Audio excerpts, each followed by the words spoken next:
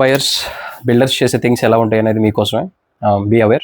2015లో couple ఒక 3 BHK flat book చేసుకున్నారు. Year end కల్లా పొజిషన్ ఇస్తా ఉన్నారు. 12 crores వాల్యూ. వీళ్ళు 2.5 crores పే చేశారు, బట్ ఇవ్వలేదు.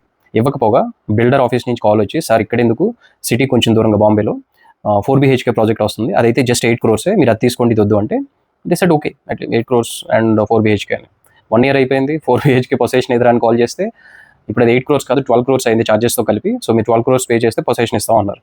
ఇంకా వీళ్ళకి చిరాకు వచ్చి, వద్దులే మా అమౌంట్ మాకు ఇచ్చేయండి, 2.5 crores పే చేసిందంటే దానిలో మళ్ళీ 10% క్యాన్సిలేషన్ ఛార్జెస్ అని చెప్పి తిప్పుతున్నారు.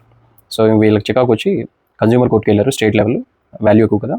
వెళ్తే ఇప్పుడు వాళ్ళకి ఇంట్రెస్ట్తో కలిపి 5 crores అవార్డ్ చేసింది, మొత్తం 10% ఇంట్రెస్ట్ ఇచ్చింది అప్పటి నుంచి. సో 5 crores పే చేయమని చెప్పింది.